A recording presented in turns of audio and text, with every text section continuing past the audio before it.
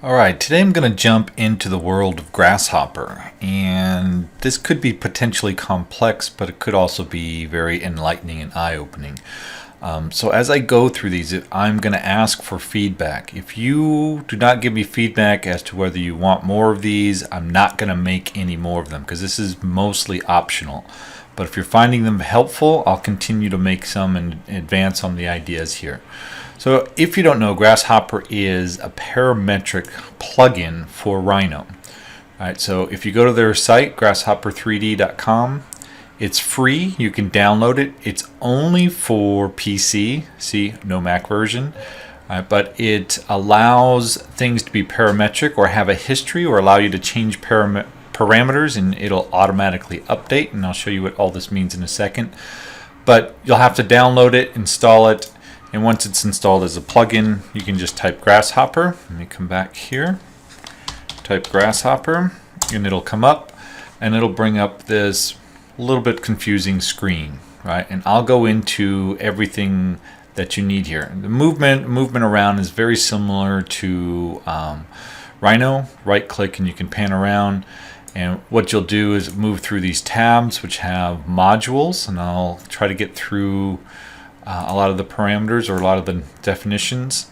And I'm just going to throw a couple down very quickly just so that we can see sort of the workflow of it. Right, so what it is these modules that have wires that connect them. We connect them together and something will happen. It's all related to Rhino, of course. Almost all of your Rhino commands are available here in Grasshopper. All right, so we're going to look at just creating a brick wall. And part of the problem with teaching Grasshopper is there are so many different ways to do these things. So there's a lot, right? So I'm just going to go through one way. We're going to try to build as quickly as possible a running bond wall. And you'll hopefully start finding the benefit of this. So to help me out, I'm going to just start by creating a line that is going to be at the origin and be the length 7,000 of the wall. So it'll give me a reference to the wall. I'm just going to snap it and then zoom extents so I see the line, right? While Grasshopper will do a lot of things for us, sometimes it's nice to have a connection to something in Rhino. So rather than having to draw the line in Grasshopper, which could be difficult, as you'll see as we move on, we're going to start with this line here in Grasshopper itself. So I'm going to take this down. I'm going to try to make it so we can see both of them at the same time. So yeah, let's do this, and then I'll bring up my Grasshopper on the other side. Much harder in videos to do all this. All right, so the first thing we're going to do is I'm zooming in and out with the wheel. I'm moving with my right mouse button, and we'll go to each one of these tabs. Each one of these tabs has a command, but we'll start with the parameters tab. The geometry here will give us access to any type of geometry that Rhino makes. So what I need right now is something to hold that line. I need to make a connection between Rhino and Grasshopper between that line. So I'm going to put down what's called a curve parameter here. I like to call them buckets because essentially it's like a bucket that's going to hold some data or some information. So there's still no connection. This is just a blank thing on the canvas. You can see by the color it's orange on its own, meaning there's a warning, something's wrong. If we hover over there, you'll say this object has no data, so there's nothing associated with it. If I select it, you'll see it turn green. And then if it's satisfied, it'll turn gray. So what we'll do, everything has a right click. And hopefully we don't have to go anything off the screen. And I'm going to say set one curve. It takes me back into Rhino, and I'm going to set it to be that curve. So you see it's nice and gray. If I hover over here, right, it says it's got one line in it. Right, so we now have a connection between that line and Grasshopper. It's not parametric, meaning I can't control anything in that line, but it could be. So the next thing I'm going to do is go to my curve, and I'm going to do an analysis of this line. So what I'm going to do is look for, and the other potential issue is a lot of these things are not always in the place where you want them to be. So I'll show you another way if I don't find it quickly. It doesn't look like I'm going to find it quickly. Right here, division, of course. So we're going to do what's called a divide distance. All right, so when we put this down, we'll see that this is a module that's got always an input on the left side and an output on the right. So you'll see on the left here, if I hover over the C, it's looking for a curve, and it wants to divide that curve. So I'm going to give it this curve here, and you'll see here it needs a distance, but it's empty, so you see nothing's happening here. So we're going to put down one of the most popular things in Rhino, and that's a slider. All right, so you'll find the slider under params, and then here, slider, or a nice little trick for anything. If you double click and I start typing anything, it'll bring up any of the modules that are there. But even nicer thing is to double click and then type in a number. So I'm just going to type in 200, and it'll make a slider that's in this case an integer, meaning it'll be a whole number, 1, 2, 3, 4, those sort of things. It's not a fraction or a decimal, but it's got a range already in it because I've told it to start around 200. All right, so I'm going to take this and actually put it into that distance. Right, and you'll see that it's dividing this line over a certain number of points, a distance, a length that's controlled by this. So as I begin to shift this and make it larger, I get less and less points on that line because that length between the 2 points right now is determined by this, the 290. So if you're paying attention, you'll know that we can easily come in here if I double click it and put in 230, and I now have a division that is equivalent to the length of my brick. So let's take a quick look at what Grasshopper is actually doing. What I'm going to do is use a panel, which is under the params tab, and then this little squiggly line. This will tell us the output of any of these modules. So if I hover over this module here, you'll see it's division points. Each one of these points is listed there. So if I hook this up to a panel, we can see that each point and its coordinates, x, y, z coordinates, are listed. So obviously none of them go up in three-dimensional space, so they're all 0. They're all within the x, because they're all going in one direction, so all of those change, and if we look, they're changing by 230. So we can see that it's just a list of data or points. And this is what's key to really start understanding Grasshopper. I'm not going to get you into a full understanding of it, but at least get you to begin to understand a little bit of it. Right, so if we look here, this 0, 0, this essentially is what's called a branch of the tree of data in Grasshopper. And all of these terms, one day if you keep up with this, will become familiar. But for now, all we have to know, there's one branch of data, and those are all of the points. But this will change as we start adding a little bit more. All right, so what do we do with those points? Well, one of the easiest things might be to add a box. So I'm going to double click and type box, and we'll add what's called a center box. The center box will take a base plane or point and then give you a box to certain dimensions. So I can actually take this, hook it up to my points. If I were to zoom in close enough, you'd see a really teeny tiny box there that's at 1 millimeter by 1 millimeter by 1 millimeter. We know the size of our brick, so we're going to use this. We already know this is the size of the brick, so that'll give us a length. Can't see it right now. I can do a copy, then a paste, Control C, Control V. Give me the width of the brick. Double click that and change that to 110. Copy, paste, and put that for the height, which we know to be 76. All right, so what we have here is our bricks, but something really weird is going on. I don't know if you can tell. All right, they're starting to overlap, and that's because this box here, and this is why I've tried to talk about geometry and certain things in the course in the way I have been, because this geometry here is based on that point, and then because it's a center box, it's going 76 or 110 from that point out. So it's actually twice as big as it needs to be. It's actually 460 millimeters long because that 230 is from the center point to an edge. So we want to divide all of this by 2 or change these numbers. But since we want to keep these recognizable, we're just going to divide by 2.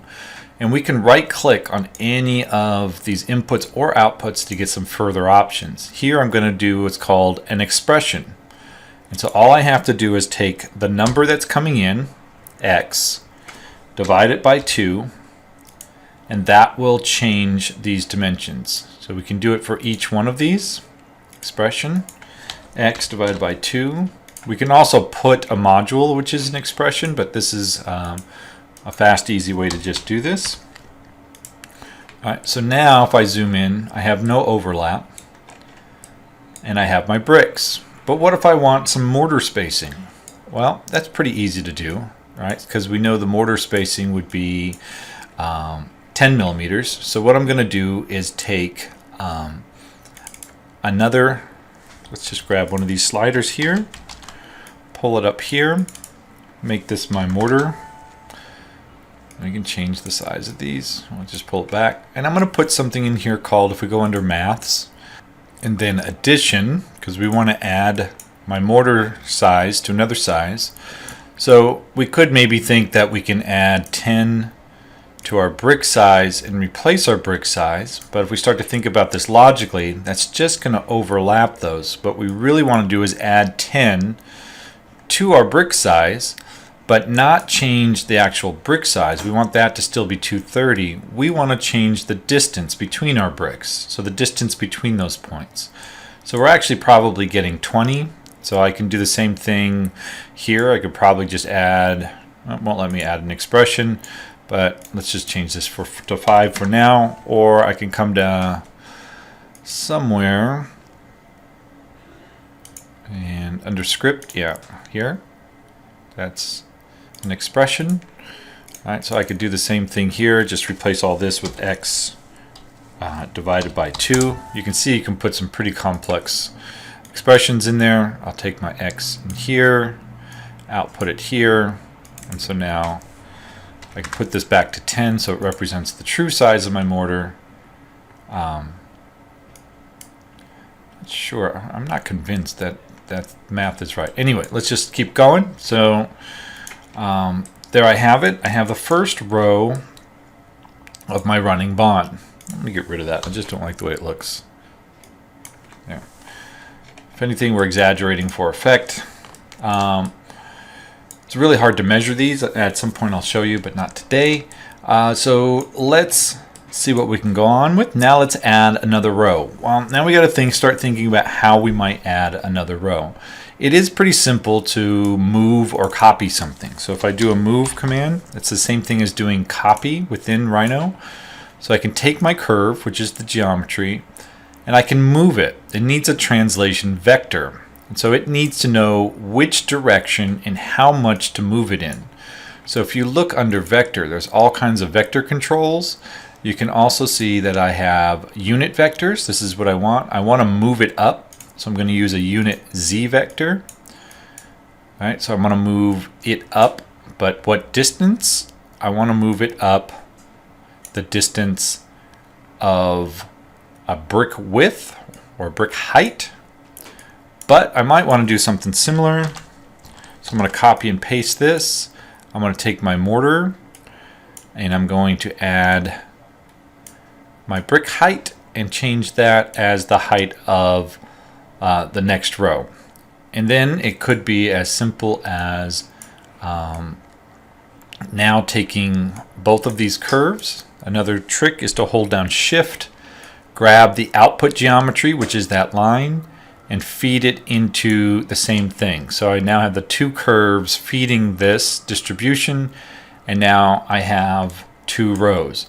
Now let's take a look at the panel, and we'll see, at this point we'll be able to see one of these branches I'm talking about. All right, so here we have the first line.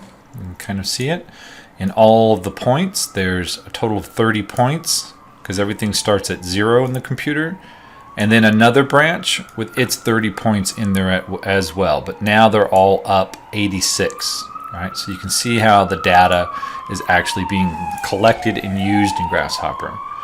Well, this isn't very helpful because now I'll have to keep adding one in order to get up the full height of the wall. So what I'm going to do is do something a little bit different. So I'm going to get rid of these. I don't need them anymore. I'm going to take my original curve and I'm going to extrude it. I'm just making a simple wall today. So it's going to take this curve and extrude it in a direction, a vector. So let's put a Z vector down. And then we'll use the same thing that we did. Could have kept those pieces, but I didn't. So we're going to add a total of 86. No, we're not. Sorry about that. We still want the Z, but we want the height of the wall. So let's make another slider. I'll just copy this one.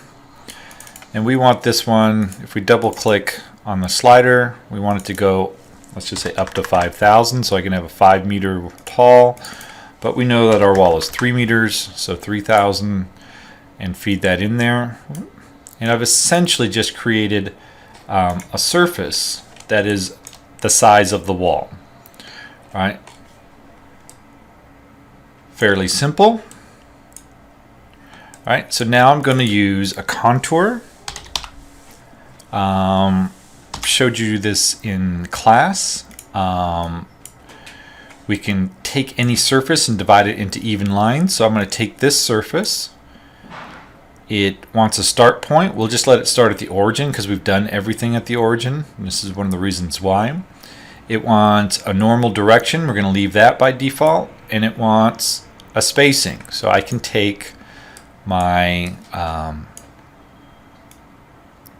other one, which I was going to add, but I got ahead of myself. All right, so we'll use copy this addition. Sorry, don't mean to be this flustered. And we'll put that in the distance, and you can see it's creating a line along that surface every 86 millimeters. All right, so now I don't really need this connection here. I'm going to replace all of that with this. All right, see the line change because we got layers, multiple layers of data. And now I have a stack bond that's essentially taking each one of these curves. If we look at this, there's 35 curves coming out of it. It's being fed through this, and we're doing the exact same thing. The nice thing about this is I can change my brick size at any point. I can change my mortar spacing. I can even change the height of my wall. Remember, we did up to 5,000 max. Right, as I begin to slide this, you can see the wall change with it. And Grasshopper will begin to slow down your computer. And if you have a laptop, good luck. Okay. Put that back to 3,000. All right. So that's a good start. Gives us some parametric control. Makes us quickly make bricks. But what I really want is a running bond, which means I want to take every other row, shift it over, and stack these on top of each other. And the way I'm going to do it is a little bit complicated. I'm going to try to explain as best as I can. So what Grasshopper gets you to do is start thinking about what you want to do in somewhat logical steps. So we know we want to address every other row. And there's something that will allow us to do that. We also know we have a list of data that's coming out of here. So I'm going to use something called a dispatch. All right, what a dispatch will do is take a list of data and dispatch it based on a pattern. And one thing that computers do well is what's called Boolean patterning. So it's either on or off, a 0 or 1, a true or false. And you can see in this case what it's doing is it's going to use true or false. So it's going to take a list of data. Whatever's true is going to come out of A. Whatever is false is going to come out of B. But since it's a pattern of true, false, it's going to take this list and pull out every other row, every other part of the list, and go to A, and then the other part to go to B. And let's take a look at this. If you're always trying to figure this out, use the panel to try and help you. It's still a complicated idea until you really understand what's going on. All right, so now I'll copy this panel. So the first panel is my data coming off of before the dispatch, and my second panel is my data through the dispatch, but only the true data, which is what I'm looking at here. So you can see that it's taking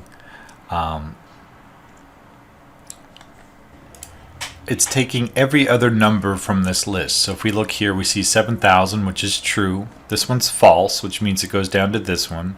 This one's true, which is the next one on the list. So it's using true, false, and dividing this list. Now I'm going to do something to make it a little bit easier to understand, because the data is a little bit backwards in my head, but I'm not very good with most of the stuff. So I'm going to change the direction of this line. And you'll see what that will do to the data here, right? So it just kind of reversed the data. That way we see the zeros at the top. So we can see it's taking 0 and then taking every other one. So it's just skipping every other one. So it's this brick, skip, this brick, skip, this brick, skip. Now that helps us. It helps us start to, and what I also do to help really start seeing some of this is I'll take the output of this, so we can see it on the blocks as the boxes here. So these are my rows, my columns. That's the other columns there. Right? But we actually want to start addressing every other brick, every other point in 2 dimensions. So what we want to do is, instead of having it take every other one right now along the row, we're going to flip it and make it take every other one along the column. All right, so what we want to do, we want to actually what's called flip that data. We want to change the matrix so we're addressing the data a little differently. So I'm going to take this and do what's called a flip matrix. Right? If we look at the help here, it says flip a matrix like data tree by swapping rows and columns. That's what I want to do. And you'll see when I come off of that, like, not much has changed, because we're still addressing every other one, but we're now actually doing it differently. I know this is hard, and sometimes it's hard for me to get my head around it, so it's a little bit hard to explain. But now what we need to do, since what we want to do is we want to put a brick at, let's say, this point, and then this point, and then this point, and this point. We kind of want to zigzag through it, and I'll show you what that means in a second. We want to now take this other list, and we want to dispatch it again with the same inputs, true, false, true, false. All right, so if we look at the output of this, see how now through the matrix we are getting every other brick. If I were to not flip this, let's say I were to just go straight through, you can see that it's skipping. It does weird things with the data. So this is the importance of understanding the data, which I don't completely, honestly, but I know enough to kind of flip things around or change things until I get what I want. So that's one, but we want to do the same thing over here. So I'm going to take this list. We still want to use this list. We want to dispatch it. All right, and now we're going to take that data.